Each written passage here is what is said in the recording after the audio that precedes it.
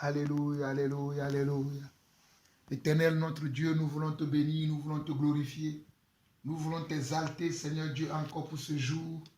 Ce lundi, Seigneur Dieu, le 22 décembre, Seigneur, le 22 mars, Seigneur, tu nous as fait la grâce, Seigneur Dieu, de voir encore ton soleil, de voir encore ta lumière, de voir encore tout ce qui se passe, Seigneur Dieu, sur cette terre. Et nous voulons te rendre grâce parce que nous savons que c'est un don de Dieu. C'est un don de voir tes merveilles. C'est un don de voir la lumière du soleil. Oh papa, c'est une grâce d'être encore parmi les vivants, d'être encore parmi, Seigneur Dieu, ceux-là qui ont le mouvement et l'être, papa. Seigneur, je veux te dire un grand merci pour la vie de mes frères et sœurs à travers le monde entier. Je veux te dire merci pour la vie de mes sœurs, la vie de mes frères, la vie de l'Église, papa. Éternel, c'est toi qui as payé le prix afin que nous soyons les membres de l'Église, les membres de ton corps. Papa, encourage chacun des membres de ton corps. Encourage chacun de tes enfants. Oh, papa, là où ils sont. Peu importe, Seigneur Dieu, les épreuves qu'ils traversent, mais que nous soyons accrochés à toi et à toi seul, papa. Éternel, mon Dieu, tu as mis dans mon cœur encore aujourd'hui de partager quelques témoignages afin d'édifier l'Église. Seigneur Dieu, je remets ce moment entre tes mains afin que tu puisses me conduire, afin que tu puisses me diriger, papa. Bénis les appareils que nous allons utiliser et que ce temps de partage soit vraiment un temps d'édification, un temps d'encouragement, un temps de consolation afin que ton peuple, le peuple de Dieu, celle que tu sais acquise par ton sang, soit vraiment édifié. À toi la gloire, l'honneur, la puissance pour des siècles, au nom de Jésus-Christ. Amen, amen et amen. Très chers frères et sœurs, vous écoutez la voix de votre serviteur, le serviteur Jean-Paul Lawson. Je suis dans la joie de nouveau aujourd'hui de partager ce temps avec vous. Nous allons partager un petit moment dans les témoignages de ce que Dieu fait dans l'Église, de ce que Dieu fait dans la vie des frères et sœurs. Nous allons partager quelques témoignages. Et pour partager ces témoignages, j'aimerais vous lire ce passage que j'aimerais que chacun d'entre nous apprenons par cœur. C'est Apocalypse chapitre 12, le verset 11. Apocalypse chapitre 12, le verset 11. Je demande à chacun d'entre nous, à tous ceux qui me suivent depuis des années, et tous ceux qui ont commencé à me suivre depuis quelques jours, depuis quelques mois, je vous demande d'apprendre ce verset par cœur. Et ce verset, c'est Apocalypse chapitre 12, le verset 11 qui dit « Ils l'ont vaincu à cause du sang de l'agneau et à cause de la parole de leur témoignage. Ils n'ont pas aimé leur vie jusqu'à craindre la mort. » Ils l'ont vaincu à cause du sang de l'agneau et à cause de la parole de leur témoignage. Et ils n'ont pas aimé leur vie jusqu'à craindre la mort. J'aimerais que chacun de vous apprenez ce verset par cœur. Ce verset sera toujours le verset de base. Le verset sur lequel nous partageons les témoignages que nous recevons. Ce verset sera toujours le verset sur lequel nous partagerons les témoignages. Et aujourd'hui, j'ai été édifié par une belle adoration.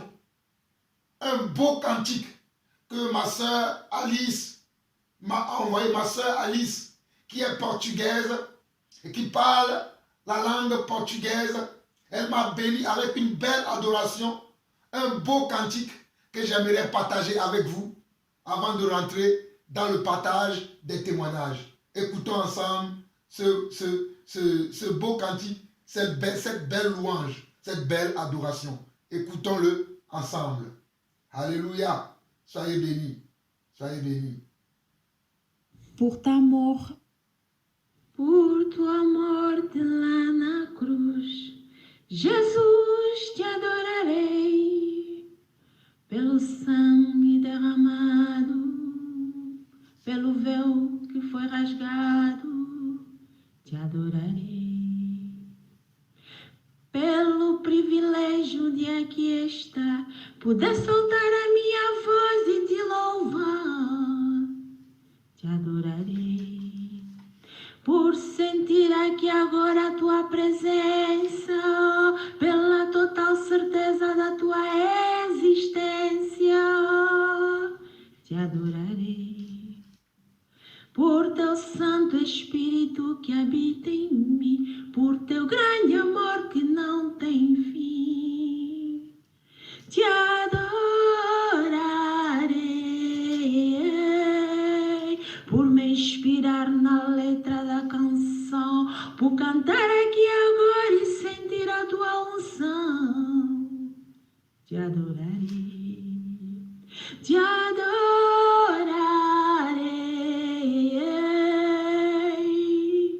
Senhor, mais uma vez te adorarei. Fui chamada para adorar, então adorarei. Sou um adorador, foi assim que Deus me fez, então adorarei.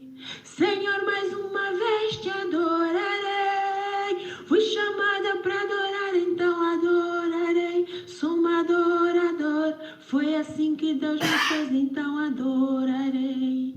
Ninguém vai me calar, te adorarei. Está no meu DNA, te adorarei.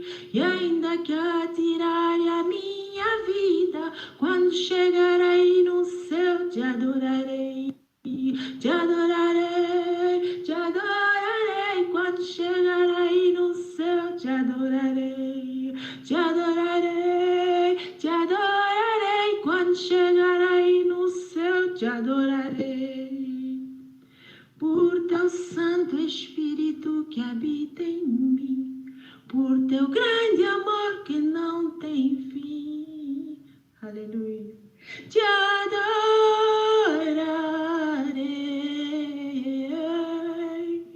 Senhor, mais uma vez te adorarei. Fui chamada para adorar, então adorarei. Sou um adorador, foi assim que Deus me fez, então adorarei. Alléluia, alléluia, alléluia, alléluia. Nous allons écouter maintenant la tradition de cette belle louange. Voici la tradition. Pour ta mort à la croix, Jésus, je t'adore. Pour le sang qui a coulé, Jésus, je t'adore. Pour le voile qui a été déchiré, Jésus, je t'adore. Pour le privilège d'être là, pouvoir élever ma voix et te louer, je t'adore. Pour sentir ta présence et être sûr de ton existence, je t'adore.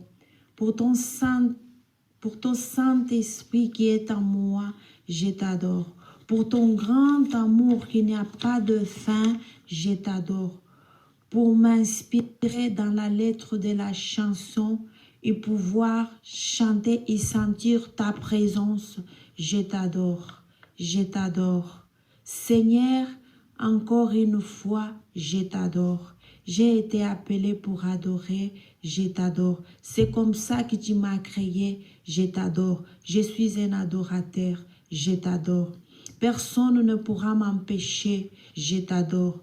Car il est dans mon ADN, je t'adore. Même si on me ôte la vie, dès que j'arriverai là-haut, je t'adorerai. Je t'adore, je t'adore, je t'adore, je t'adore. Je fais que t'adorer, je t'adore, je t'adore, je t'adore. Voilà la tradition. Merci. Alléluia, alléluia, alléluia. Vous avez écouté, mes chers frères et sœurs, la voix de notre sœur, la servante Alice, qui nous a chanté en portugais et qui nous a traduit, alléluia, ce qu'elle a dit en portugais. Et je lui disais tout à l'heure au téléphone que toutes les langues de la terre appartiennent à Dieu et que si le Seigneur l'inspire à chanter dans une langue, qu'elle chante dans cette langue parce que cette langue va bénir les gens qui parlent cette langue-là. Et même nous-mêmes qui ne parlons pas cette langue, l'Esprit va nous bénir au travers de sa chanson, au travers de sa louange, au travers du cantique qu'elle chante. Et je l'ai encouragé à continuer à chanter selon le langage que Dieu lui donne. Car toutes les langues sont de Dieu. Toutes les langues ont été créées par Dieu. Et quand nous chantons, nous ne chantons pas pour les hommes, nous chantons pour Dieu. Quand nous chantons ou nous adorons, nous n'adorons pas pour les hommes, nous adorons Dieu et nous élevons Dieu. Donc vous devez chanter selon le langage que Dieu vous donne. Vous me voyez souvent chanter en langue Mina, la langue Mina qui est ma langue maternelle. Vous savez que je chante beaucoup en langue Mina, la langue Mina qui est ma langue maternelle. Et je chante aussi en anglais. Vous voyez? Donc Dieu fait grâce. Donc le langage que Dieu nous donne, nous devons être capables de chanter, d'adorer, de nous exprimer dans ce langage pour témoigner notre amour à Dieu. Nous devons être capables de le faire. Et c'est tellement beau, c'est tellement agréable d'entendre cette louange que je vais nous le faire réécouter encore une deuxième fois avant de continuer. Por tua morte lá na cruz, Jesus, te adorarei.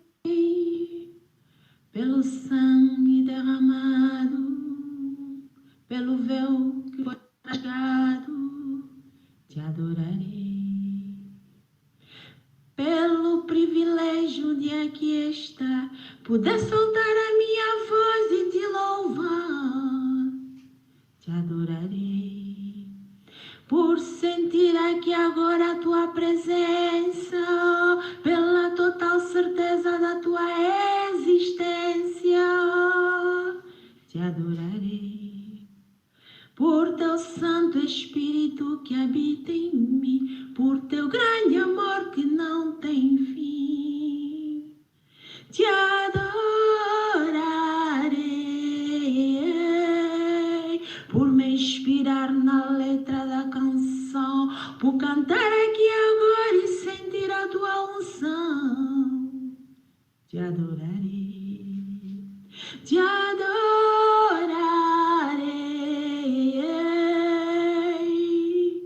Senhor, mais uma vez te adorarei.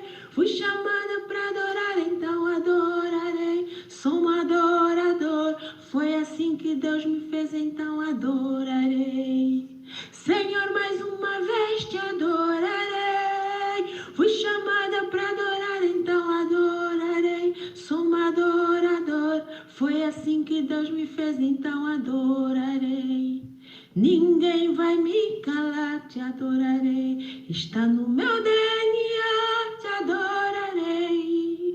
E ainda que atirarem a minha vida, quando chegar aí no céu, te adorarei. Te adorarei, te adorarei. Quando chegar aí no céu, te adorarei. Te adorarei, te adorarei. Quando chegar aí no céu, te adorarei. Por teu Santo Espírito que habita em mim, por teu grande amor que não tem fim. Aleluia. Te adorarei.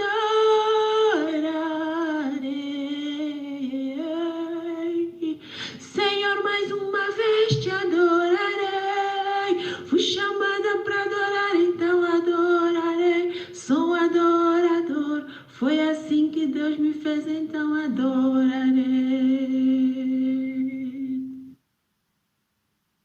Pour ta mort à la croix, Jésus, je t'adore. Pour le sang qui a coulé, Jésus, je t'adore. Pour le voile qui a été déchiré, Jésus, je t'adore. Pour le privilège d'être là, pouvoir élever ma voix et te louer, je t'adore. Pour sentir ta présence et être sûr de ton existence, je t'adore. Pour ton Saint-Esprit qui est en moi, je t'adore. Pour ton grand amour qui n'a pas de fin, je t'adore. Pour m'inspirer dans la lettre de la chanson et pouvoir chanter et sentir ta présence, je t'adore, je t'adore, Seigneur, encore une fois, je t'adore. J'ai été appelé pour adorer, je t'adore. C'est comme ça que tu m'as créé, je t'adore. Je suis un adorateur, je t'adore. Personne ne pourra m'empêcher, je t'adore. Car il est dans mon ADN, je t'adore. Même si on me ôte la vie, dès que j'arriverai là-haut, je t'adorerai. Je t'adore, je t'adore, je t'adore, je t'adore. Je fais que t'adorer, je t'adore, je t'adore, je t'adore. Voilà la tradition. Merci. Alléluia. Alléluia. Je suis né pour t'adorer. Je suis né pour te louer. On est pour te louer. Je suis né pour t'adorer. Je suis né pour t'adorer. Alléluia. Seigneur, nous voici encore devant ta présence. Nous, tes enfants, nous voulons t'adorer, nous voulons te louer pour ton sang que tu as versé à la croix. Oh Seigneur Dieu, pour ta mort, nous voulons t'adorer. Seigneur Dieu, pour nos péchés que tu as pris sur toi, nous voulons t'adorer. Seigneur Dieu, pour nos insultes que tu as pris sur toi, nous voulons t'adorer. Seigneur Dieu, oh Papa, pour la mort que tu as acceptée volontairement, notre mort, la mort que nous devons subir, toi tu l'as subie pour nous. Nous voulons t'adorer. Nous voulons t'adorer. Nous voulons t'adorer. Le mal que nous avons fait, toi tu l'as reçu sur toi. Nous voulons t'adorer. Oh Papa, la méchanceté que nous avons, toutes ces méchancetés sont tombées sur toi et nous voulons t'adorer. Papa, merci. Merci pour le prix que tu as payé. Merci, merci, merci. Au nom de Jésus-Christ, amen, amen et amen. Nous allons voir également un autre passage de la parole avant que nous continuions de parler des témoignages. Nous allons voir un autre passage qui servira aussi de passage de base pour le témoignage, pour vous dire que le témoignage est important. Le témoignage dans la maison de Dieu est important. C'est Jean chapitre 4, le verset 42 qui dit ceci. Et il disait à la femme, ce n'est plus à cause de ce que tu as dit que nous croyons, car nous l'avons entendu nous-mêmes et nous savons qu'il est vraiment le sauveur du monde. Ce n'est plus à cause de ce que tu as dit que nous croyons, car nous l'avons entendu nous-mêmes et nous savons qu'il est vraiment le sauveur du monde. Ce n'est plus à cause de ce que toi tu as dit que nous croyons, mais car nous l'avons entendu nous-mêmes et nous savons qu'il est vraiment le sauveur du monde. Alors je vais vous faire partager un témoignage que j'ai reçu dans la nuit de dimanche à ce lundi. Le témoignage de notre frère Olivier qui est au Sénégal, qui est un Sénégalais de nationalité, mais qui est maintenant ambassadeur de Christ. Alléluia. Olivier est maintenant ambassadeur de Christ parce qu'il a accepté l'invitation que le Seigneur lui a donnée. Et en écoutant nos enseignements, en écoutant la parole de Dieu que Dieu nous donne à enseigner, Olivier a donné son témoignage et son témoignage m'a encouragé et j'aimerais partager le témoignage de notre frère Olivier du Sénégal qui est maintenant citoyen des cieux. Olivier est maintenant citoyen des cieux. Je partage avec vous le témoignage de notre frère Olivier. Écoutez. Bonsoir Jean-Paul, ça va? La journée ça a été. Que Dieu nous garde en paix et que tout soit béni au nom de Jésus-Christ. J'avais à te dire que vraiment, je me suis vraiment engagé pour être un bon serviteur de Dieu, un bon serviteur de Jésus jusqu'à la fin de mes jours, car je me suis fait baptiser pour être son disciple. crois en lui jusqu'à la fin de mes jours. Je me suis baptisé le dimanche. Je me suis vraiment engagé. J'ai la foi, je crois, et j'ai la foi. Et je veux être un bon serviteur, rester fidèle à Dieu et m'éloigner de tout ce qui est mal, de tout ce qui est mauvais. Je me convertis en tout cas. Vraiment, merci aussi pour tout ce que tu m'avais fait connaître que Dieu est grand. Merci beaucoup, que Dieu nous garde en paix. Voilà. Bonjour Olivier. Bonjour Olivier. Je suis très content. Je suis très content de la décision que tu as prise et que tu t'es même baptisé. Que le Seigneur te bénisse. Tu as fait un grand pas. Tu as fait un grand pas. Je sais que ça n'a pas été facile de faire ce choix, de prendre cette décision, mais tu l'as fait. À présent, Dieu ne peut que se réjouir de toi, que mon fils Olivier est devenu un enfant de Dieu. Ô Éternel mon Dieu, merci parce que tu as fait de ton fils Olivier l'un de tes serviteurs, papa. Je prie maintenant, Seigneur Dieu, que tu lui donnes ta sagesse, ton intelligence, que tu lui accordes, Seigneur Dieu, les dons de l'esprit, afin qu'elle puisse continuer, Seigneur Dieu, la marche, papa.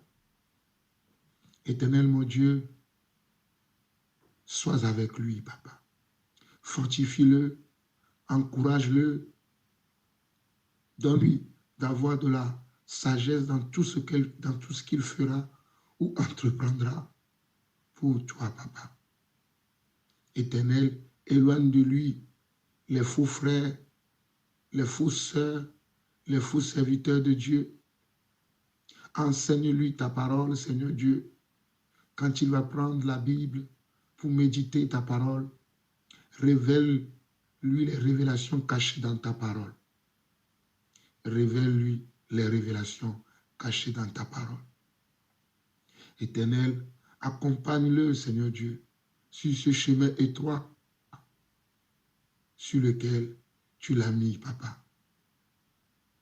Éternel, je suis dans la joie de voir que mon frère Olivier nous a rejoints, papa. Je suis dans la joie. Sois béni, Éternel. Sois béni. Au nom de Jésus-Christ. Amen. Alors, mon frère Olivier, vraiment, c'est une immense joie pour moi de savoir que tu es devenu vraiment enfant de Dieu. Oh, ma joie est immense. Tu ne peux pas savoir ma joie. Ma joie est immense, mon frère Olivier. Ma joie est immense. Que le Seigneur te bénisse, qu'il t'encourage encore, qu'il te donne tout ce dont ton cœur a besoin, afin que tu puisses continuer ce combat de marcher avec Dieu constamment. Je suis à ta disposition pour toutes les questions que tu auras besoin de me poser. Je suis à ta disposition. Sois béni encore. Je me suis endormi hier.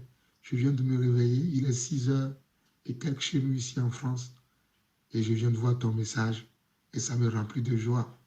Et je t'annonce déjà que je vais partager cette petite audio que tu m'as envoyée. Je vais le partager dans les témoignages que je partage souvent. Sois béni, mon frère Olivier, et que le Seigneur t'accompagne.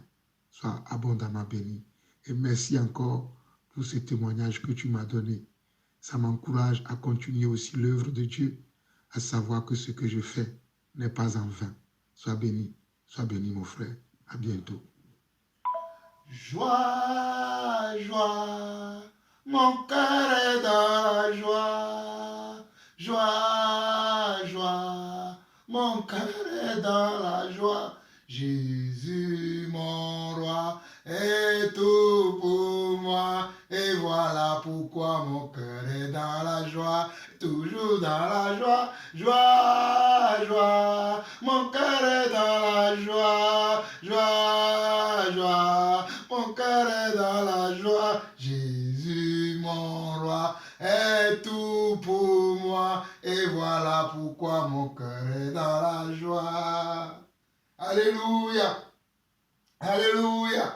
Voilà comment mon cœur est rempli de joie. Parce qu'il y a quelqu'un à qui le Seigneur a fait grâce. La Bible dit que quand il y a un pécheur qui se repent, il y a de la joie dans le ciel. Lorsqu'il y a un pécheur qui se repent, il y a de la joie dans le ciel. Lorsqu'il y a quelqu'un qui est pécheur, qui se repent, qui se détourne de ses mauvaises voies, qui se détourne du monde, qui se détourne de la religion, mais qui veut marcher véritablement avec Dieu, il y a de la joie dans le ciel. Pour vous qui n'avez pas compris peut-être cette histoire ou le témoignage du frère, j'ai été mis en contact avec le frère le 13 février 2021. C'est le 13 février 2021 que j'ai été mis en contact avec le frère. Et le frère m'a envoyé un message pour la première fois. Voilà le message que le frère m'a envoyé. Bonjour Jean-Paul. Moi c'est Olivier depuis le Sénégal. C'est Yannick qui m'a mis en contact avec vous parce que j'ai fait le catéchisme, né dans la famille de Jésus-Christ, baptisé dans l'église catholique au nom du Père, du Fils et du Saint-Esprit, et que maintenant j'entends dire que ce n'est pas le vrai chemin.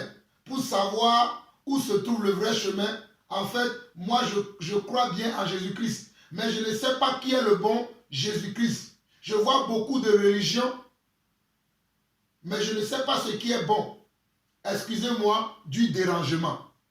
Excusez-moi du dérangement. Moi, je lui réponds le 13 février. Bonjour Olivier, j'espère que tu vas bien. Je comprends ta position et ton inquiétude et je te suggère de regarder ces séries d'enseignements qui abordent le sujet de fond en comble. Et si tu as des questions précises, tu reviens vers moi et je te répondrai. Merci. Voilà ce que j'ai envoyé au frère. Et le frère a dit, oui, je vais bien le faire. Merci. Et je lui ai envoyé tous les enseignements que j'ai déjà faits concernant la repentance, concernant la nouvelle naissance. Je lui ai envoyé tous ces enseignements-là. Il a commencé à les écouter. Et vu qu'il était dans mon contact, dans mes contacts déjà, quand je publiais même les enseignements qui n'avaient rien à voir avec l'enseignement que je lui ai déjà donné, le frère les écoutait. Et voici les messages, je ne vais pas tout lire, hein, je vais lire quelques messages qu'il m'envoyait. Bonjour Jean-Paul, merci pour l'effort que tu me donnes en écoutant les enseignements. C'est le frère qui dit ça. Je continue. Il va dire encore un autre jour. Parce que nous faisons beaucoup d'échanges. Les échanges ne sont pas importants, mais je donne. Et voilà encore. Bonjour Jean-Paul. Merci pour tout ce que tu fais. Je vois bien les choses. Bonjour et merci Jean-Paul. Pour tout ce que tu fais, je vois bien les choses. Je passe encore ce message-là. Je passe encore cela. Le jour où j'avais envoyé avec mes enseignements pour dire que ceux qui ne souhaitent pas recevoir mes enseignements, qu'ils me le disent, qu'ils me l'envoient afin que je les sorte de mon répertoire de publication des messages. Il m'a envoyé, moi je le veux bien que tu m'envoies les messages. Donc continue à me les envoyer. Je continue. Je continue. C'est très important ces choses. Ce sont des témoignages que nous partageons. Alléluia. Nous n'allons pas tout le temps enseigner. Des fois, nous allons enseigner au travers des témoignages. Et là, nous sommes, quelle date là? Nous sommes le 17 mars. 17 mars, voici ce que le frère m'envoie. Bonsoir, frère Jean-Paul. De toute façon, je te remercie de ce que j'apprends. Regardez. Nous sommes le 17 mars 2021. Le frère m'envoie « Bonjour Jean-Paul. De toute façon, je te remercie de ce que j'apprends. Je veux bien être de nouveau franchement parler. Voici ce que le frère Olivier me demande le 17 mars 2021. Et moi, je lui réponds, bonsoir Olivier. Je suis d'accord avec toi. Rapproche-toi d'un serviteur, d'un vrai serviteur de Dieu, là-bas au Sénégal, pour qu'il t'accompagne. Voici ce que j'ai écrit au frère. J'ai dit, bonsoir Olivier. Ok, tu veux maintenant être né de nouveau. Mais rapproche-toi d'un vrai serviteur de Dieu là-bas au Sénégal pour qu'il t'accompagne. Et depuis, je n'ai pas eu de nouvelles jusqu'à ce que je vous fasse écouter l'audio que je viens de vous faire écouter. Écoutez l'audio encore et vous allez comprendre. Bonsoir Jean-Paul, ça va? La journée ça a été. Que Dieu nous garde en paix et que tout soit béni au nom de Jésus-Christ. J'avais à te dire que vraiment, je me suis vraiment engagé pour être un bon serviteur de Dieu, un bon serviteur de Jésus jusqu'à la fin de mes jours, car je me suis fait baptiser pour être son disciple. Et je crois en lui jusqu'à la fin de mes jours. Je me suis baptisé le dimanche. Je me suis vraiment engagé. J'ai la foi, je crois, et j'ai la foi. Et je veux être un bon serviteur, rester fidèle à Dieu et m'éloigner de tout ce qui est mal, de tout ce qui est mauvais. Je me convertis en tout cas. Vraiment, merci aussi pour tout ce que tu m'avais fait connaître que Dieu est grand. Merci beaucoup, que Dieu nous garde en paix. Voilà. Voilà, je bénis le Seigneur pour la vie de notre frère Olivier du Sénégal. Il a été reconnaissant envers moi, moi qui ne suis qu'un pauvre pécheur, mais il a été reconnaissant de ce que j'ai pu lui transmettre. Pour vous qui croyez que je ne produis pas du fruit, pour vous qui croyez que je ne fais que parler, je vous montre ces choses afin que vous sachiez que le fruit que je produis, vous ne le voyez pas peut-être, mais le Seigneur le voit. Et j'en ai des milliers et des milliers et des milliers de témoignages que je vais vous faire écouter au fur et à mesure que le Seigneur me met à cœur de les partager. Mais j'ai choisi ce genre de témoignages pour parler à certains qui pensent que je crois que je suis le seul serviteur de Dieu. Je reconnais que je ne suis pas le seul serviteur de Dieu sur terre. Et je le dis souvent dans mes enseignements, que aller vers les vrais serviteurs de Dieu. Parce que je reconnais également qu'il y a les faux serviteurs de Dieu. Et que je ne peux pas laisser un frère ou une sœur dans les mains des faux serviteurs de Dieu. Voilà pourquoi vous allez voir que lorsque vous m'appelez, lorsque nous échangeons souvent, je vais toujours vous parler, aller vers un serviteur de Dieu fidèle, un vrai serviteur de Dieu, celui qui craint Dieu, pas ceux-là que nous voyons aujourd'hui, qui ont ouvert leur magasin, leur boutique. Je ne vous enverrai jamais vers ces personnes, mais je vous enverrai toujours vers les vrais serviteurs de Dieu, qui servent Dieu dans la vérité, qui servent Dieu selon la doctrine de Christ. Et voilà pourquoi lorsque le frère m'a dit, je veux maintenant me baptiser, je pourrais lui dire, mais attends-moi, moi je vais venir te baptiser. Mais est-ce que c'est ce que la parole dit? Ce n'est pas ce que la parole dit. Je lui ai dit, mon frère, rapproche-toi d'un serviteur de Dieu afin qu'il t'accompagne.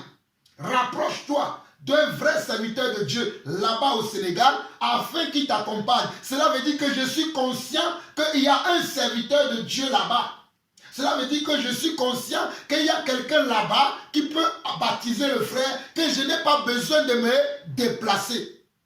Je connais des frères ici en France qui, eux, quand ils vont voir ça, ils vont juste prendre un avion, ils vont aller là-bas. Parce que tout ce qu'on veut, c'est de dire que c'est nous seuls qui avons la vérité. Il n'y a pas que nous seuls qui avons la vérité. Et il n'y a pas que nous seuls qui avons la vérité. Le Seigneur a ses serviteurs dans toutes les nations. Le Seigneur a ses serviteurs dans toutes les nations. Le Seigneur a ses serviteurs dans toutes les nations. Et ce que nous devrons faire, c'est de dire la vérité aux gens. Ce que nous devrons faire, c'est que nous devons amener les gens à comprendre la pensée de Dieu, à comprendre ce que Dieu veut faire dans leur vie. Moi, c'est ce que je fais. Et vous allez voir que quand j'ai répondu au frère, quand il m'a annoncé qu'il s'est baptisé, je l'ai encouragé, j'ai prié pour lui et j'ai dit je suis là à sa disposition s'il a d'autres questions. Parce que je parle souvent avec lui.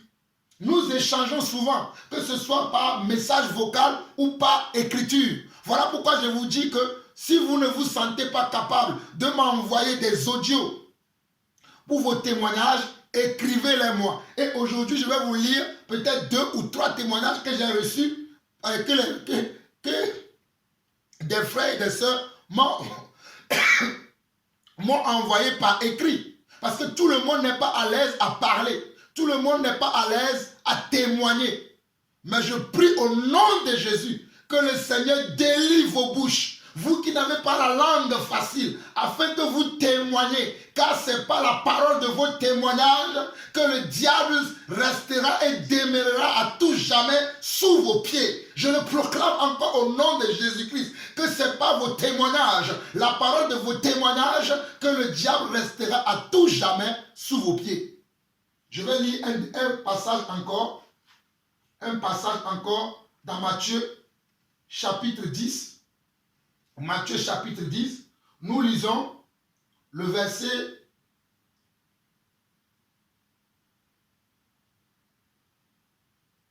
32.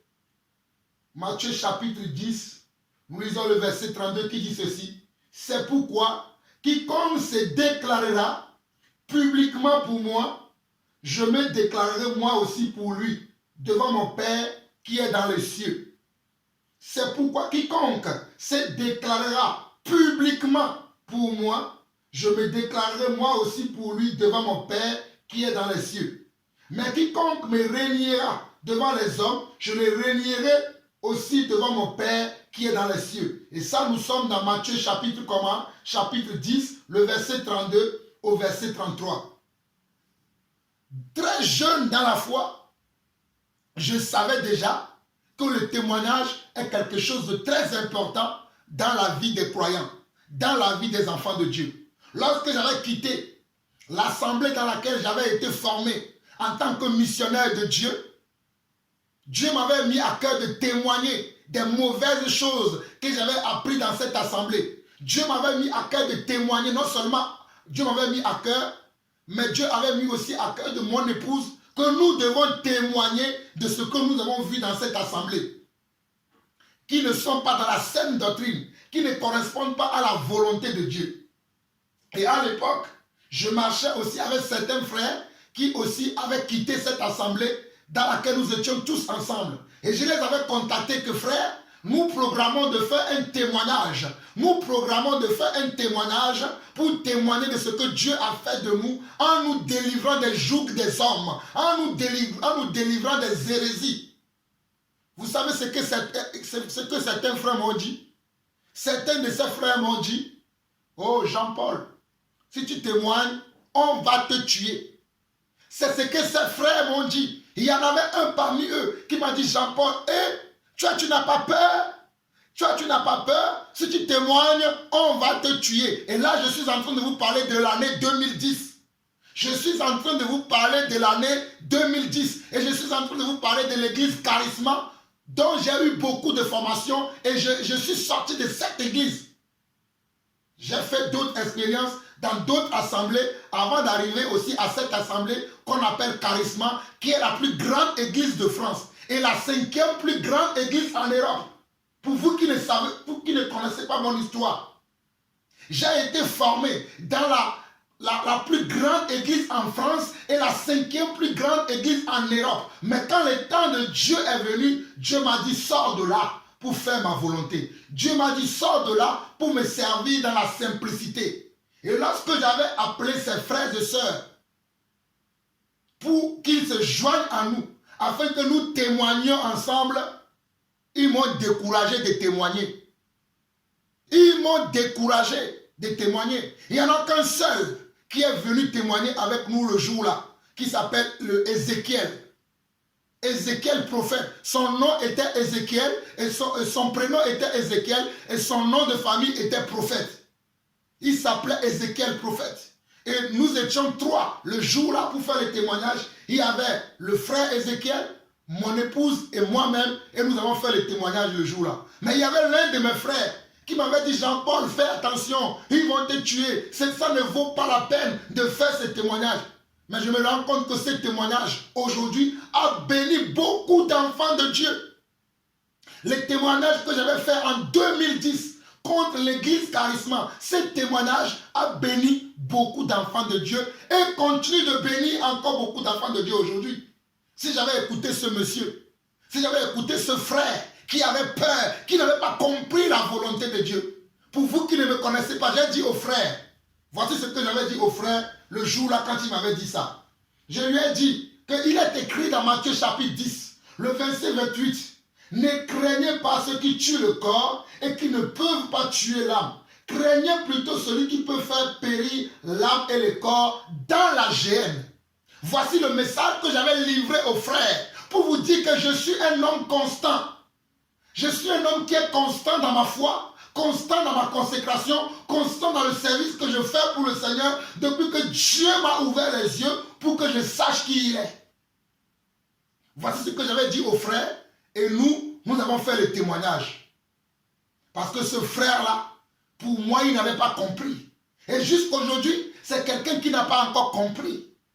Parce que les gens ne savent pas la puissance que nous avons, le pouvoir que nous avons. Dieu nous a donné une puissance et Dieu nous a donné un pouvoir.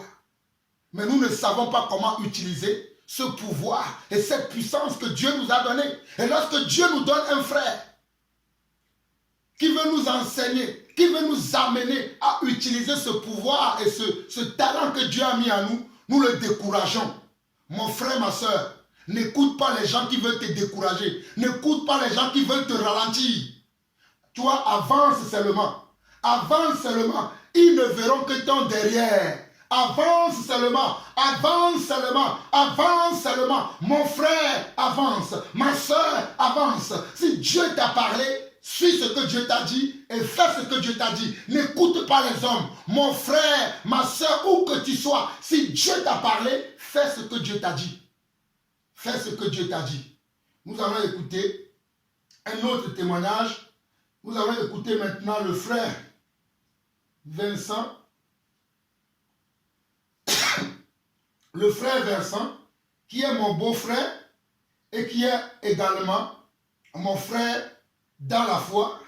Alléluia. Il est mon beau-frère et il est également mon frère dans la foi.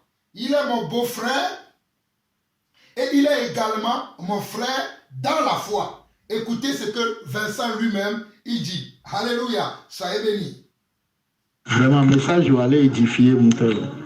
Message où on va trop c'est qu'il y a message où on va venir au soir de la quoi. Un message me dit que le Dieu Tout-Puissant te donne plus de sagesse à nous informer de ces genres de trucs.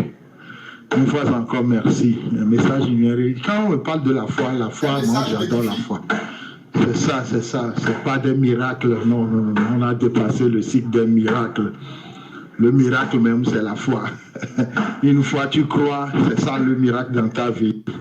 Pas que les morts vont se lever, les infirmes vont marcher, ni quoi que ce soit. Ce que l'on a besoin, c'est la foi. C'est cette foi qui détermine tout. C'est cette foi qui nous amène très loin à être à la connaissance de la parole qui est devenue chère parmi nous. Merci une fois encore pour cette bonne parole. Que Dieu te comble de sagesse pour que tu nous envoies encore plus de ça. Amen. Amen. Amen. Amen, amen, amen. Dieu n'a qu'à nous augmenter la foi. Vraiment, ce qui est impossible aux hommes est possible à Dieu. Je te remercie beaucoup pour ce message. C'est la foi qui détermine tout. Sans la foi, on ne peut rien. Sans la foi, on ne peut rien faire. Gloire à Dieu. Merci pour ce beau message que tu m'as envoyé ce matin. Mon beau-frère, tu es toujours mon beau-frère, vraiment. Bien qu'on se colère des fois, mais je peux rien. Ton pasteur, ton beau, quel que soit ce qu'il va te dire, si ça t'énerve même, tu dois l'accepter tel qu'il est. Tu dois le prendre tel qu'il a dit. Je dois m'incliner, je dois me déposer à terre pour t'écouter, vraiment. Je te remercie beaucoup pour ce message de la foi. C'est la ferme assurance, la démonstration de celle qu'on ne voit pas. La foi, c'est ça qui détermine tout. Nous avons besoin seulement qu'une petite foi pour élever les grandes murs. Pour élever les grandes murs. Une fois encore, merci. Bien des choses à la famille. Et que la paix, l'amour de notre Seigneur Jésus soit avec vous. Amen, amen, amen. Ah, mon frère Vincent. Mon frère Vincent, tu es béni, tu es béni, tu es béni. Tu es béni, tu es béni, tu es béni. Oh, éternel, mon Dieu, mon roi, mon Seigneur. Voici quelqu'un qui a entendu ta parole et qui vient de témoigner. Oh, tu dis dans ta parole qu'ils l'ont vaincu à cause de la parole de leur témoignage. Qu'ils l'ont vaincu à cause de la parole de leur témoignage. Voici mon frère qui s'humilie devant toi et qui proclame que ta parole est la vérité. Alors, papa, que les bénédictions qui sont derrière cette parole accompagnent désormais mon frère, son foyer, sa famille, ses enfants, au nom de Jésus. Au nom de Jésus, je libère maintenant ton onction, alléluia. Et je libère maintenant ton onction sur sa vie. Oh, papa, que 1000 tombent à sa gauche, 10 000 à sa droite, et qu'il ne soit jamais atteint, parce qu'il a compris. Il a compris le message. Il a compris le message. Père, honneur et gloire à toi, au nom de Jésus-Christ. Amen, amen et amen. Amen, amen, amen. Amen, amen et amen. Mes chers frères et sœurs, ce frère qui s'appelle Vincent, qui est également mon beau-frère, nous discutions souvent au téléphone. Je parle avec lui souvent. Si vous voyez bien, lui-même, il a dit que si quelquefois, je ne suis pas d'accord avec toi, si quelquefois, il semblerait qu'on se querelle même, il faut quand même que je me plie devant ce que tu dis. Mes chers frères et sœurs, Dieu n'est pas togolais. Alléluia. Je suis togolais d'origine et français. Et je suis aussi français. Dieu n'est pas non plus français. Dieu n'est pas américain. Dieu n'est pas congolais. Dieu n'est pas camerounais. Dieu n'est pas africain, ni européen, ni américain. Dieu est Dieu. Quand je parle avec les gens de ma famille, les gens qui sont du même pays que moi, je suis encore plus dur pour qu'ils sachent que je ne viens pas créer une église comment on appelle ça? Une église sectaire ou bien une église ethnique. Parce que je vois beaucoup de gens qui créent des églises selon leur nationalité. Tu vas voir un Congolais dans son église, tu ne verras que des Congolais. Tu vas voir un Haïtien dans son église, tu ne verras que des Haïtiens. Mais moi, Dieu, le Dieu que je sers là, ce n'est pas ce Dieu-là. Le Dieu que je sers, il a appelé tout le monde. Il a appelé toutes les nations, les gens de chaque tribu, chaque peuple. Il a appelé tout le monde. Voilà pourquoi lorsque je parle, même avec les gens de ma famille, je suis encore plus sévère avec les gens qui sont de ma famille que les autres. Pour qu'ils voient que je ne suis pas là pour qu'on fasse du copinage. Moi, je ne suis pas là pour faire du copinage. Je suis là pour faire la volonté de Dieu. Je suis là pour vous amener à Dieu. Je suis là pour que nous allions tous ensemble à Dieu. Et quand je parle aux membres de ma famille, comme vous l'avez entendu de mon beau-frère, peut-être vous n'avez pas bien entendu. Je vais vous le faire encore écouter. Je suis sévère dans ce que je lui dis. Et lui-même, il a confessé. Écoutez encore ce qu'il a dit, le frère Vincent. Écoutez encore. Vraiment, message où aller édifier mon frère. Un message ne m'édifie beaucoup. Message où j'ai réécouté tes messages. Ça m'édifie beaucoup. Que le Dieu Tout-Puissant te donne plus de sagesse à nous informer de ces genres de trucs. Une fois encore, merci. Un message numérique. Quand on parle de la foi, moi j'adore la foi. C'est ça. C'est pas des miracles. Non. On a dépassé le cycle des miracles. Le miracle même, c'est la foi. Une fois tu crois, c'est ça le miracle dans ta vie. Pas que les morts vont se lever, les infirmes vont marcher, ni quoi que ce soit. Ce que l'on a besoin, c'est la foi. C'est cette foi qui détermine tout. C'est cette foi qui nous amène très loin à être à la connaissance de la parole qui est devenue chère parmi nous. Merci une fois encore pour cette bonne parole. Que Dieu te comble de sagesse pour que tu nous envoies encore plus de ça. Amen. Amen. Amen. Amen. Amen. Amen. Dieu qui n'a qu'à nous augmenter la foi. Vraiment, ce qui est impossible aux hommes est possible à Dieu. Je te remercie beaucoup pour ce message. C'est la foi qui détermine tout. Sans la foi, on ne peut rien. Sans la foi, on ne peut rien faire. Gloire à Dieu. Merci pour ce beau message que tu as envoyé ce matin. Mon beau-frère, tu es toujours mon beau-frère. Vraiment. Bien qu'on se colère des fois, mais je peux rien. Ton pasteur, ton beau, quel que soit ce qu'il va te dire, si ça t'énerve même, tu dois l'accepter tel qu'il est. Tu dois le prendre tel qu'il a dit. Je dois m'incliner, je dois me déposer à terre pour t'écouter. Vraiment, je te remercie beaucoup pour ce message de la foi. C'est la ferme assurance, la démonstration de celle qu'on ne voit pas. La foi, c'est ça qui détermine tout.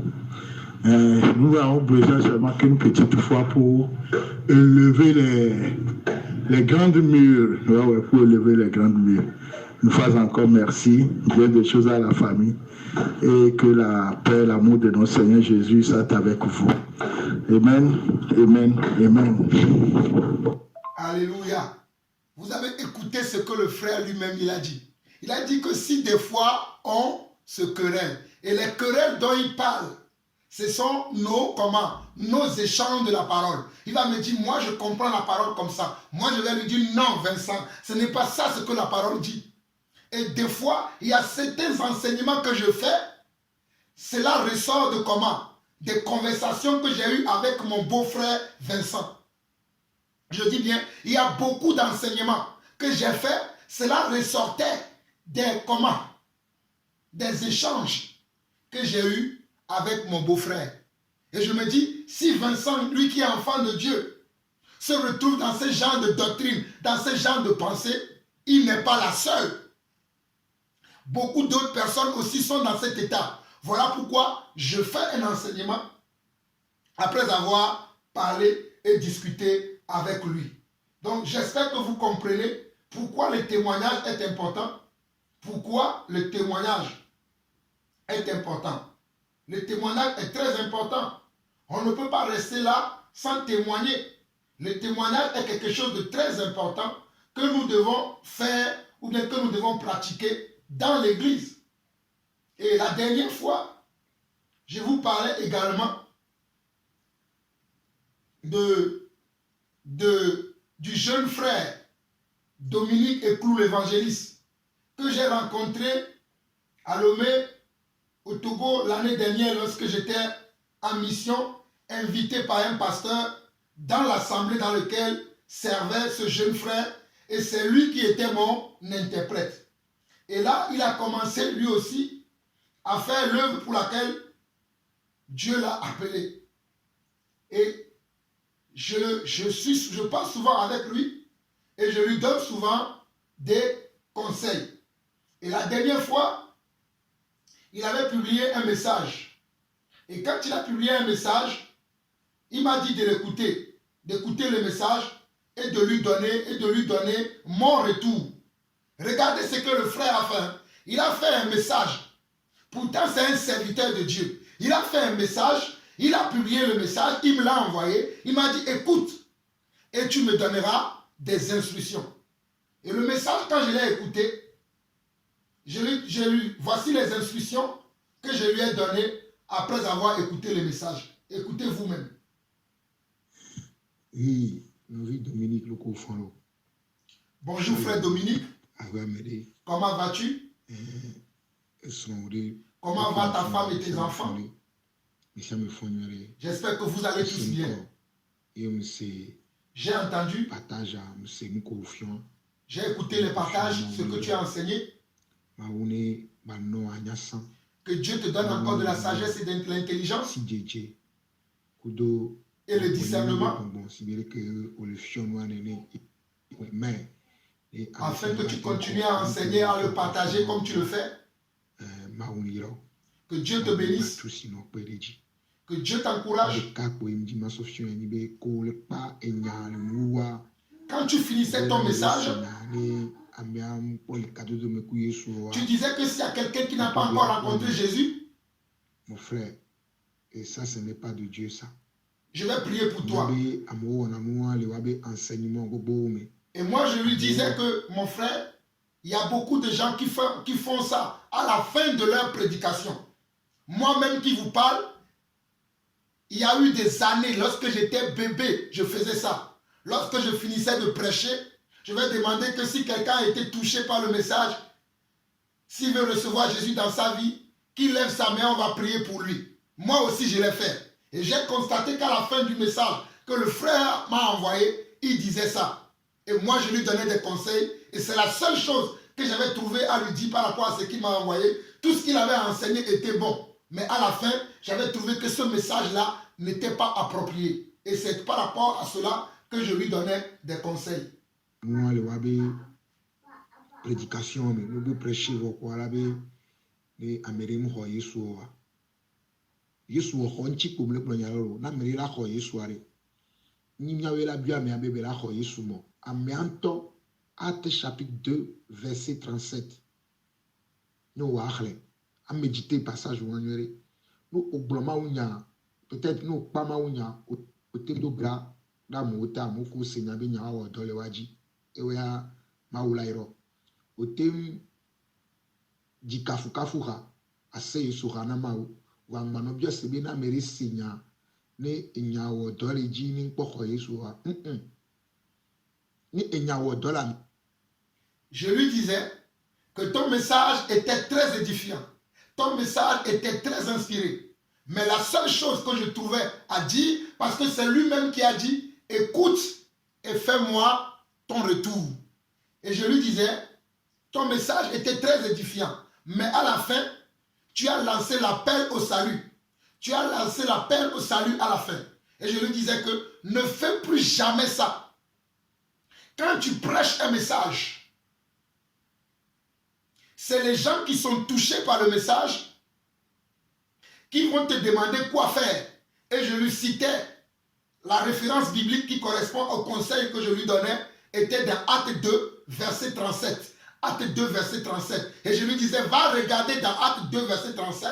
Tu verras que le jour-là, quand Pierre a prêché, ce n'est pas lui qui a demandé à la fin de son message qui veut donner sa vie à Jésus, je vais prier pour lui. Non, c'était dans l'auditoire. Les gens qui l'ont écouté, ce sont eux-mêmes qui ont demandé, oh mon frère, que ferons-nous?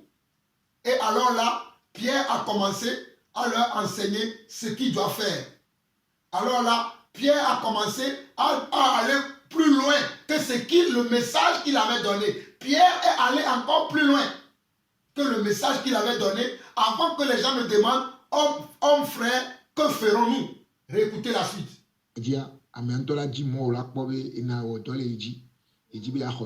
Selon que les Actes chapitre 2, verset 37.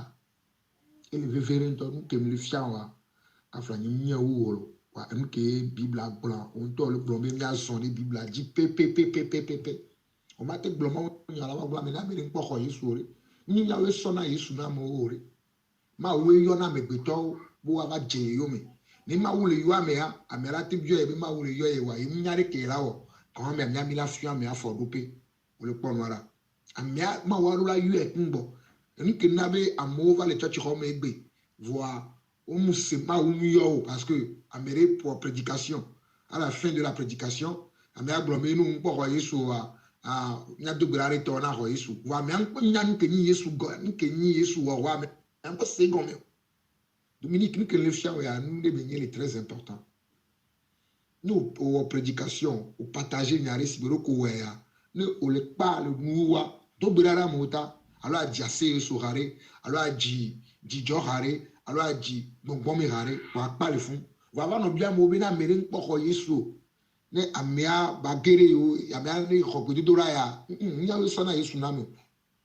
ameke senya ne nyawo dole dia e la bio sebinare e nyawo dole ji de ke ya wo ya no kadodo me fun me wo la bo no hwa me anu so gomjeje de ko wo na tro na jimi so gomjeje kaka me ati tro jimi sinon amere la be tro jimi wa ma tro jimi parce que j'expliquais au frère Dominique que si tu fais ce que tu fais là, à la fin de chaque prédication, tu commences à demander, si tu n'as pas Jésus, répète cette prière après moi.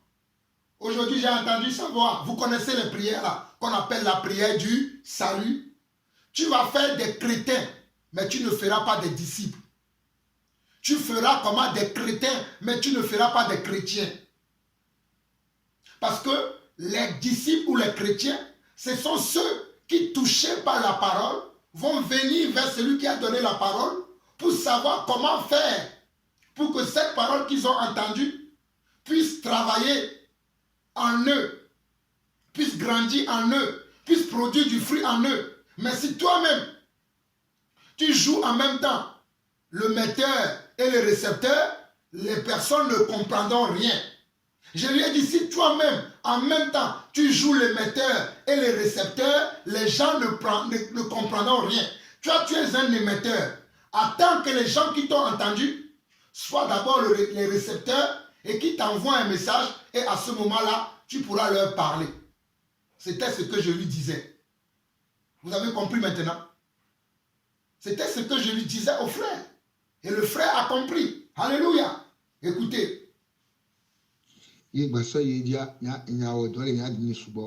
Actuellement, je suis en train d'enseigner sur l'amour et j'insérerai cette partie-là.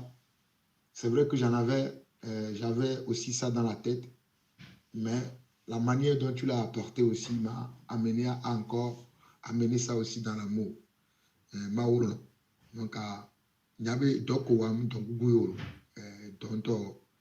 j'essaie de rassembler ça et le partager moi aussi. Je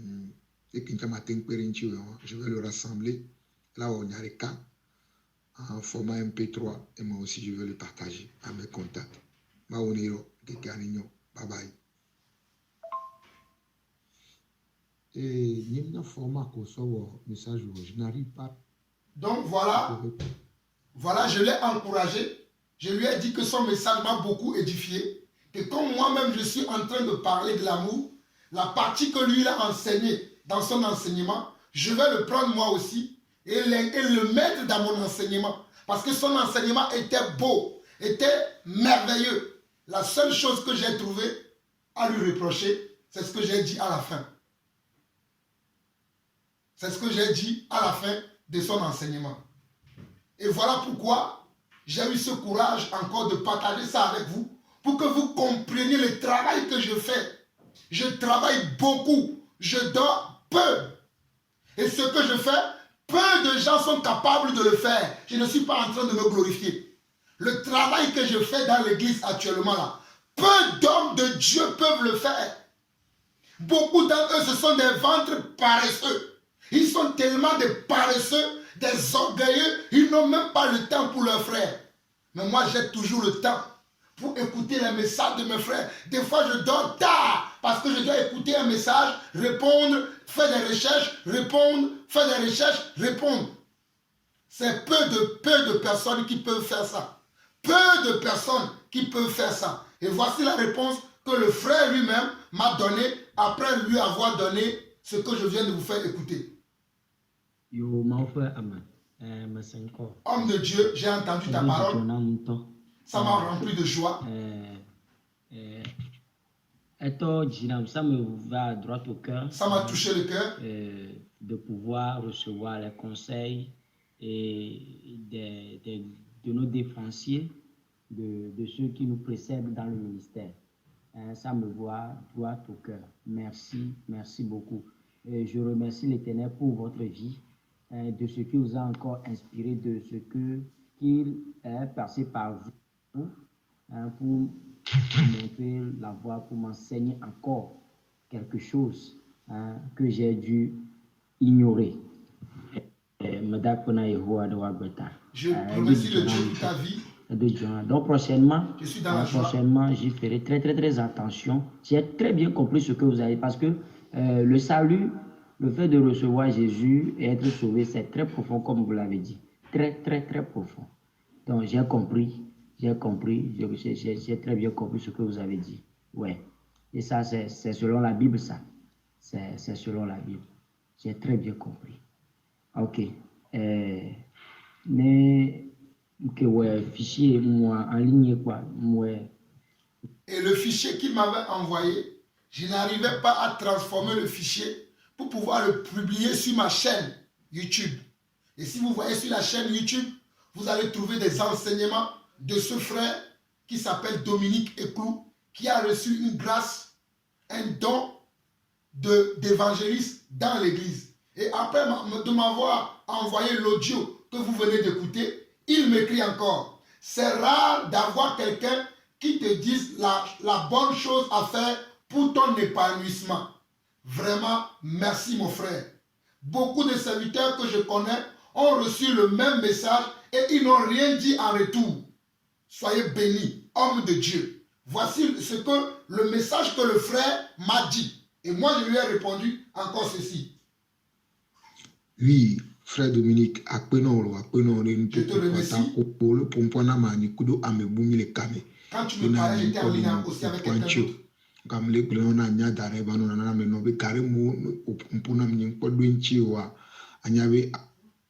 Des fois, quand tu me parles, si je ne réponds pas, sache que je suis avec d'autres personnes en ligne. Quand je me libère, je réponds toujours à tes messages. On est conduit par le même esprit. Mais il y a toujours quelqu'un qui peut te dévancer, qui te dira là où lui est tombé, afin que toi tu ne tombes pas là-bas. Je ne dis pas que je suis plus sage que toi.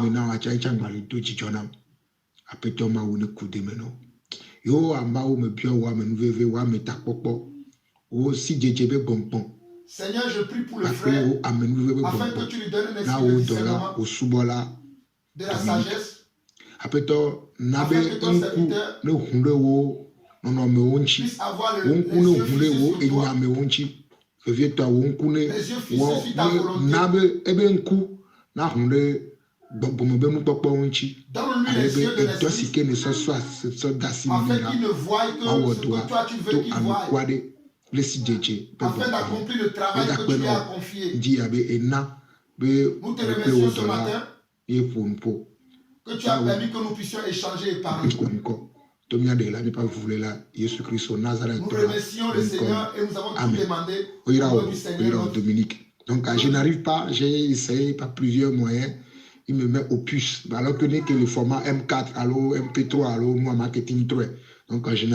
Donc, je finissais pour lui dire que je n'arrivais pas à échanger l'enseignement, mais que je vais trouver d'autres moyens de le faire et de le publier. Et lui, il me répond Amen, Amen et Amen.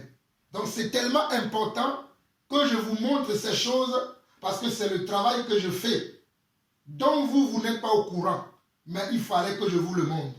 Alors là, nous allons écouter le témoignage d'une sœur qui s'appelle Yonel, la sœur Yonel qui m'a écrit.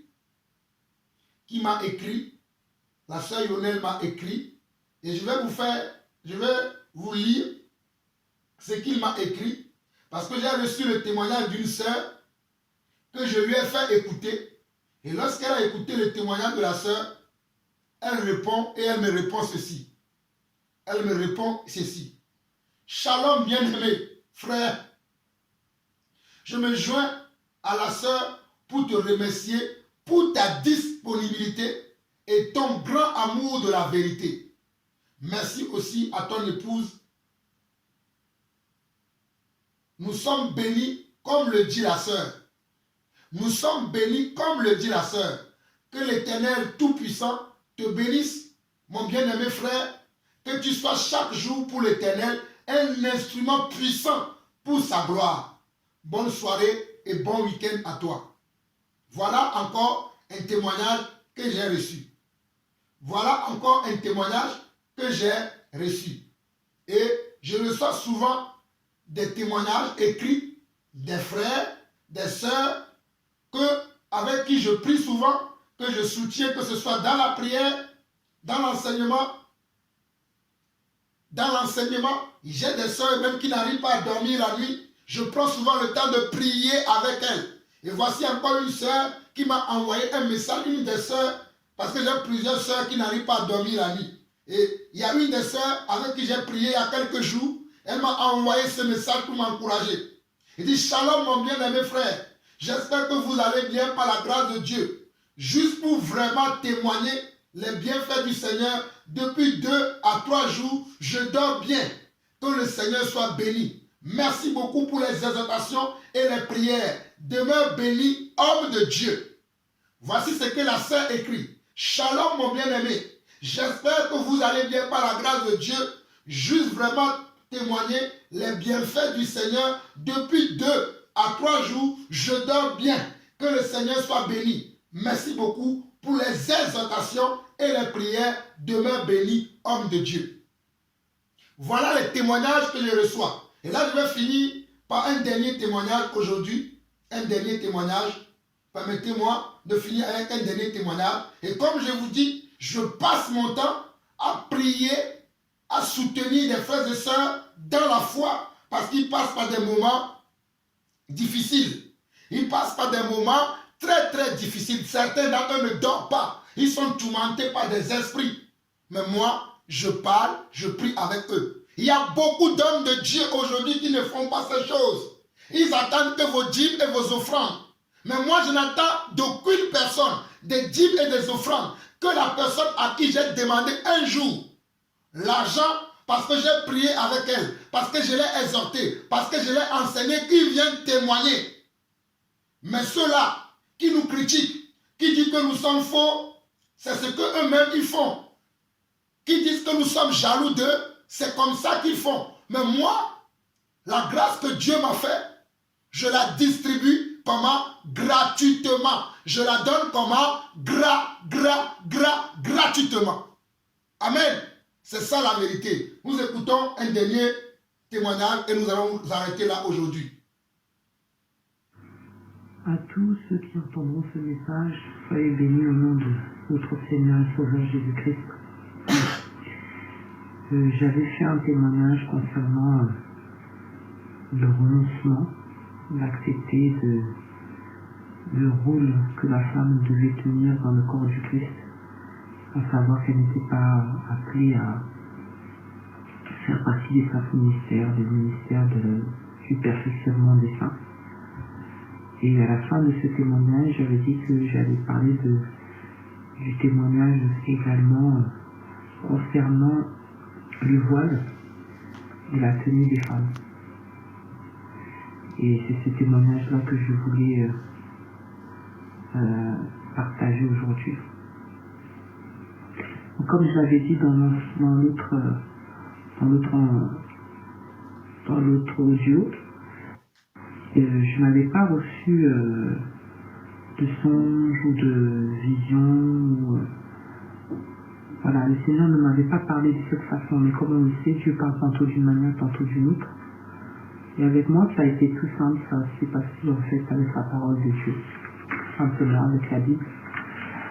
Parce que, comme je l'avais dit dans l'autre témoignage, j'ai accepté le Seigneur seul, chez moi, dans la simplicité, au travers d'un livre de psaumes que ma mère m'avait remis. Et ce qui s'est passé par la suite, j'avais été dans une assemblée. Et dans cette assemblée-là, on ne nous a jamais parlé du voile. On ne nous a jamais dit qu'une femme devait être voilée. Et bon, nous avons la parole, nous sommes enfants de Dieu, donc moi ce que je faisais régulièrement, je lisais la Bible tout le temps. Et donc c'est vrai que j'étais tombé sur ce passage, hein, le fameux passage où le Seigneur nous parle du voile, en 1 Corinthiens chapitre 11.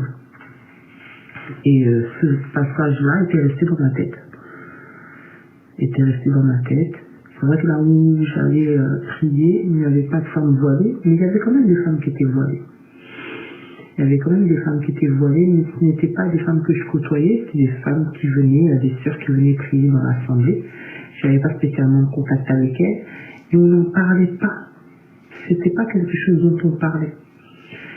Et une seule fois, j'avais entendu, je pense que c'était un ministre ou un frère qui avait parlé de ça, mais d'une façon très méprisante, très péjorative.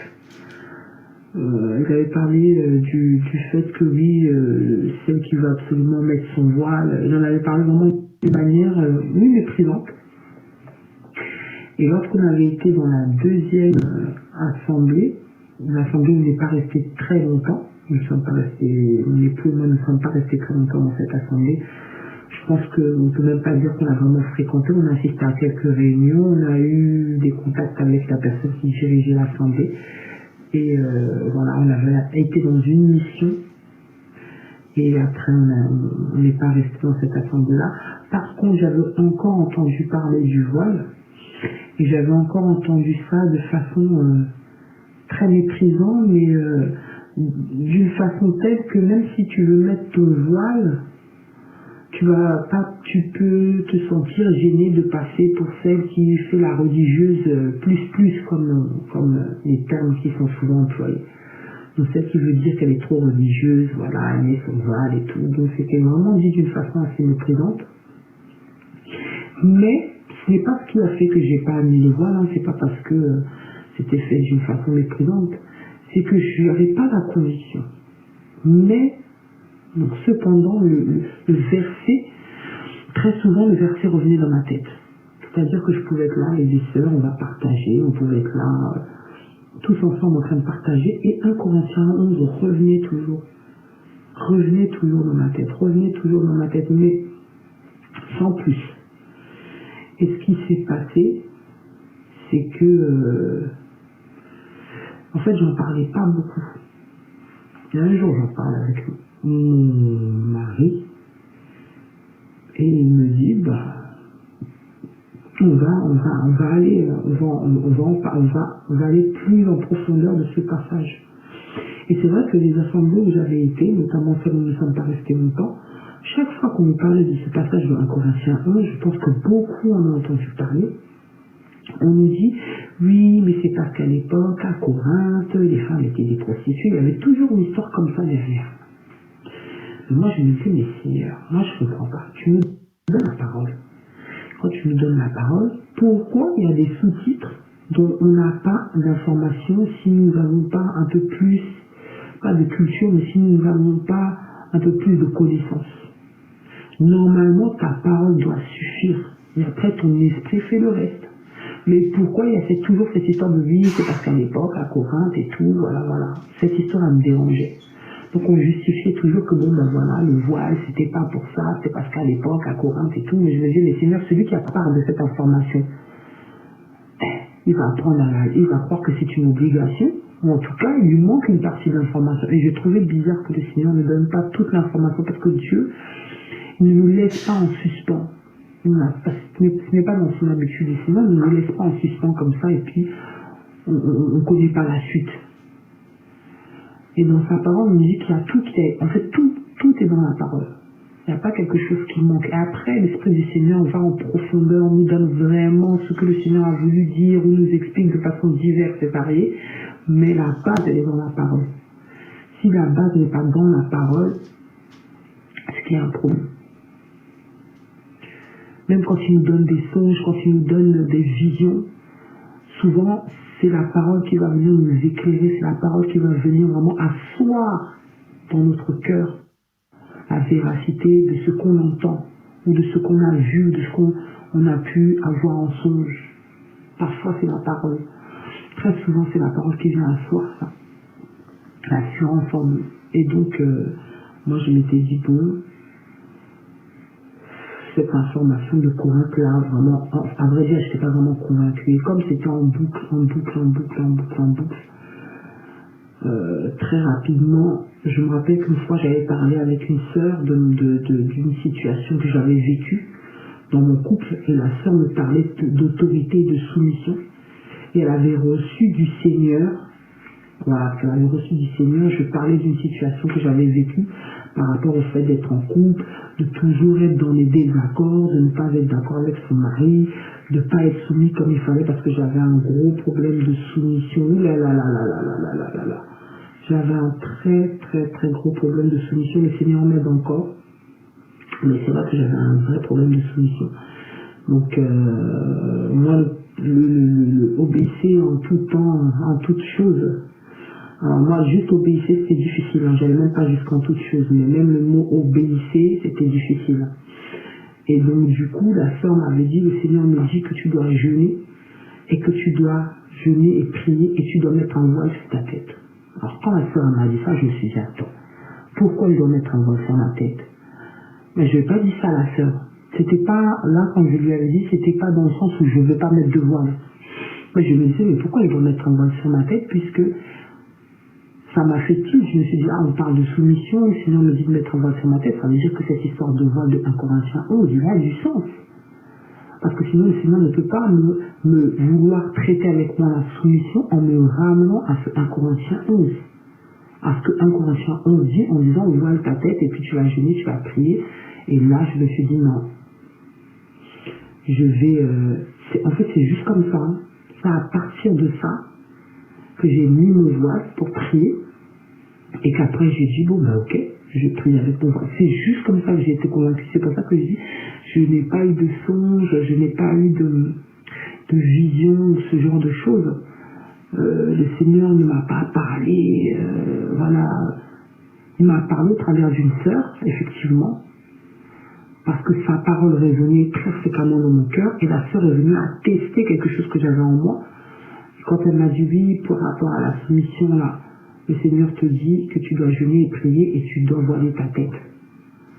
À un moment, je me suis dit, bon, ben, c'est bon, c'est parti. Alors, c'est à partir de là que j'ai mis le voile. Il n'y a pas eu autre chose. Il n'y a pas eu un autre élément qui est venu me déclencher ça. C'est vraiment ça, le fait d'avoir le verset en boucle en tête et ce que la sœur m'a dit. Mais c'est vrai que je me disais aussi, mais pourquoi on lutte avec le voile?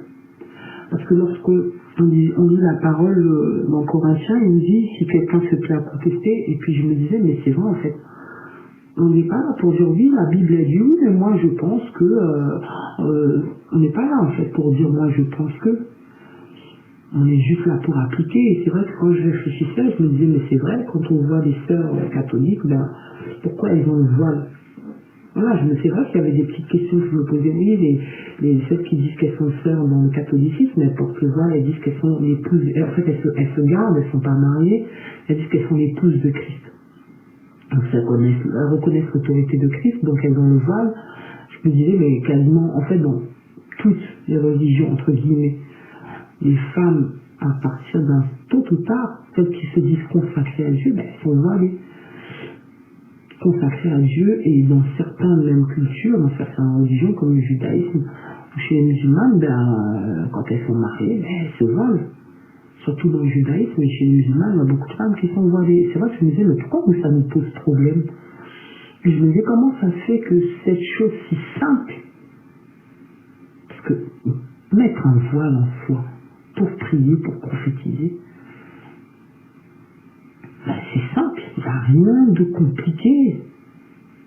C'est vraiment très très simple, c'est juste mettre un voile sur sa tête.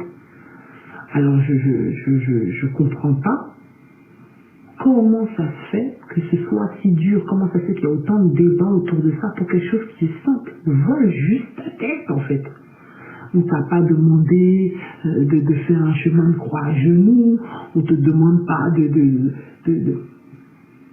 jeûner pendant 150 jours.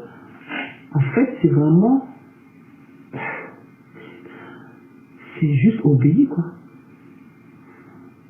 Le voile, c'est un geste qui est si simple, mais qui veut dire tellement de choses. Tellement de choses.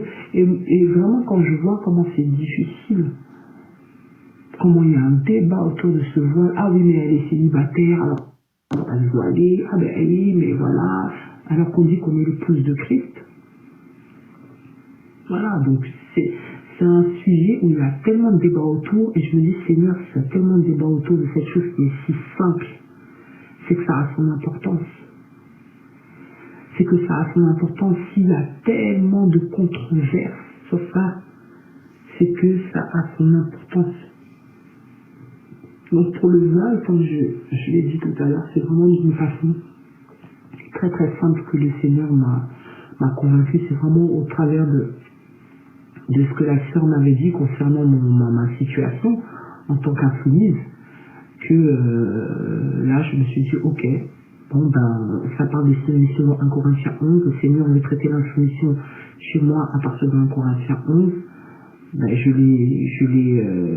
l'ai appliqué à ma vie.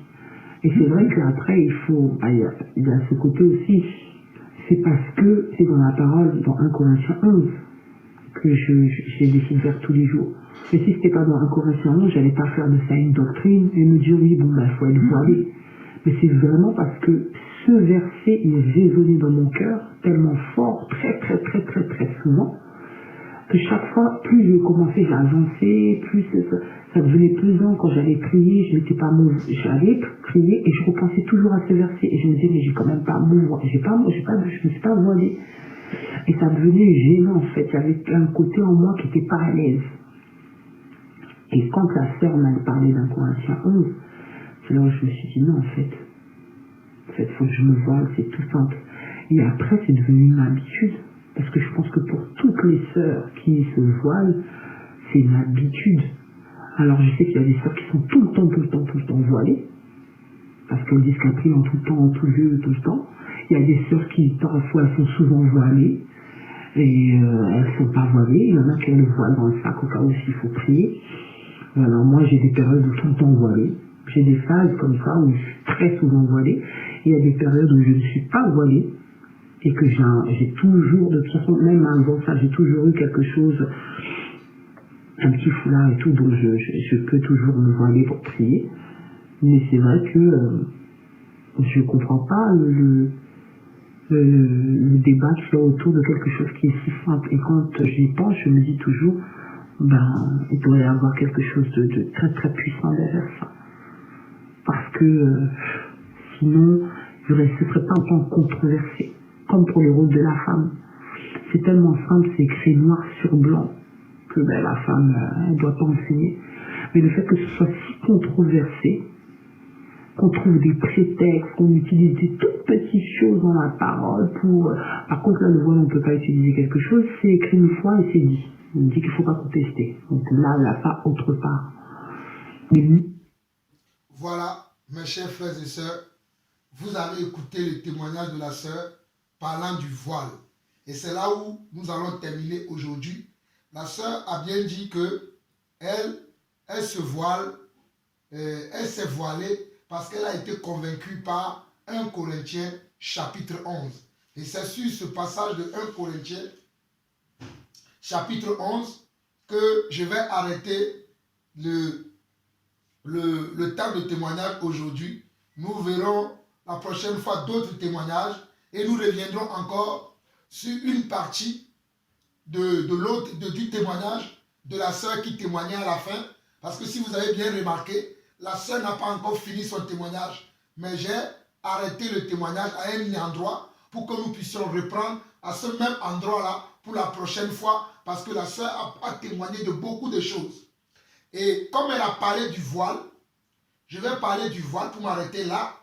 Nous disons à toutes les sœurs, à toutes les mamans, jeunes, adolescentes, petits-enfants ou vieilles, de se voiler lorsque vous priez parce que vous êtes une femme. Je répète encore, nous demandons à tous ceux qui écoutent nos enseignements que si vous êtes on va dire si vous êtes une bébé, parce qu'un bébé, bon, quand vous êtes une femme, je dis une bébé, si vous êtes une fille, une adolescente, une jeune fille, célibataire ou non, une femme mariée, une veuve, peu importe là où vous êtes, quand vous priez, vous devez voiler la tête. Même quand vous adorez le Seigneur, l'adoration aussi est une forme de prière. Vous devez avoir la tête voilée. Quand vous prophétisez, vous devez avoir la tête voilée. Donc je vais vous dire par là que lorsque vous rentrez dans la présence de Dieu, que ce soit par la louange, que ce soit par l'adoration, que ce soit par les cantiques, que ce soit que vous voulez exhorter, que ce soit que vous voulez parler ou prier, vous devez avoir la tête comment voilée. Car il est écrit dans 1 Corinthiens chapitre 11 à partir du verset 2. Je vous loue de ce que vous vous souvenez de moi à tous égards et de ce que vous retenez mes instructions telles que je vous les ai données. Paul dit, déjà dans le premier verset, Paul dit, soyez mes imitateurs comme je le suis moi-même de Christ. Paul dit aux Corinthiens, soyez mes imitateurs comme moi-même, Paul, je le suis de Christ. Au verset 2, il va dire, je vous loue de ce que vous vous souvenez de moi à tous égards et de ce que vous retenez. Et de ce que vous retenez mes instructions telles que je vous les ai données. De ce que vous retenez mes instructions telles que je vous les ai données. Et Paul va dire, je veux cependant que vous sachiez que Christ est le chef de tout homme, que l'homme est le chef de la femme et que Dieu est le chef de Christ.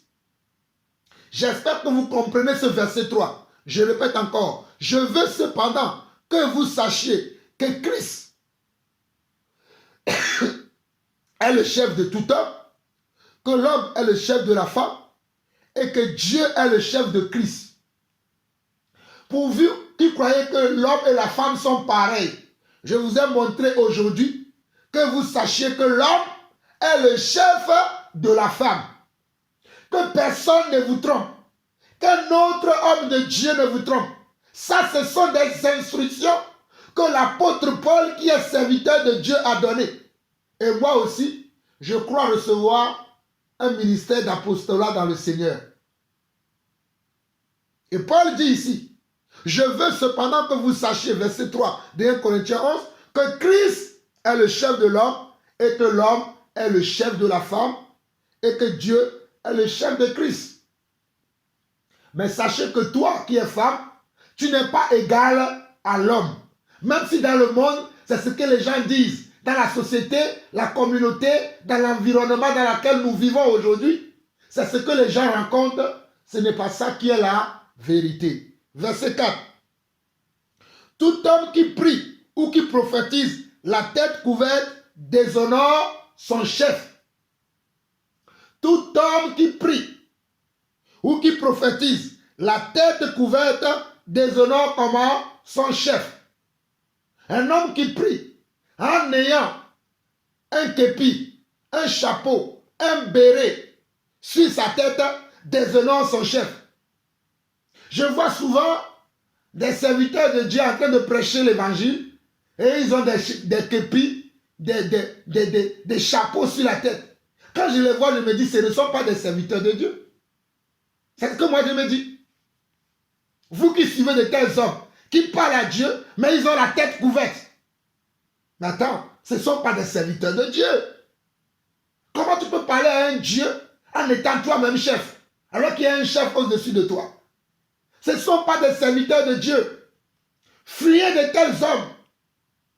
Regardez, au verset 5, il dit, toute femme au contraire qui prie ou qui prophétise, la tête non voilée déshonore son chef.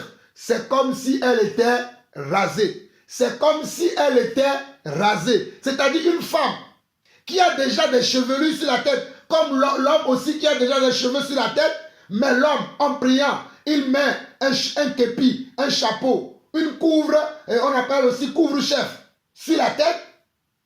L'homme là déshonore Dieu. Dieu n'écoute même pas ce qu'il dit. Mais la femme, au contraire, qui en priant n'a rien sur sa tête, n'a pas un couvre-chef qui représente le voile, elle aussi déshonore comment? Déshonore son chef. Et son chef, c'est qui? C'est Christ. Elle déshonore Christ. Dieu n'écoute même pas sa prière. Sa prière est abominable devant Dieu. Dieu va dire, mais et celle-là est pris qui? Non, je ne suis pas son chef. Voilà pourquoi la plupart d'entre vous, vos prières ne sont pas exaucées. Même si vous voyez un exaucement, peut-être Dieu a eu pitié de vous. Mais je vous dis que lorsque vous priez, vous qui êtes des sœurs, vous qui êtes des frères dans l'église, un frère qui prie, la tête couverte, Dieu n'apprécie pas cela. Une sœur qui prie, la tête non voilée, la tête sans couvre-chef, Dieu n'apprécie pas non plus. Et comme nous sommes à la fin, nous n'allons pas perdre le temps. Si vous voulez aller plus en détail sur cet enseignement, je l'ai donné. Allez sur ma fan, sur ma chaîne YouTube, allez dans la playlist et vous rentrez dans la femme dans l'église et vous allez voir que j'ai parlé dans un enseignement sur le voile, dans 2 ou 3, 4 enseignements sur le voile qui peuvent vous édifier. Mais là, on n'a pas le temps. Je résume l'essentiel que vous devez comprendre. Au verset 13, il dit, « Jugez en vous-même, est-il convenable qu'une femme prie Dieu sans être voilée? Jugez en vous-même, est-il convenable qu'une femme prie Dieu sans être voilée? Jugez en vous-même, est-il convenable qu'une femme prie Dieu sans être voilée? Jugez en vous-même, est-il convenable qu'une femme prie Dieu sans être voilée?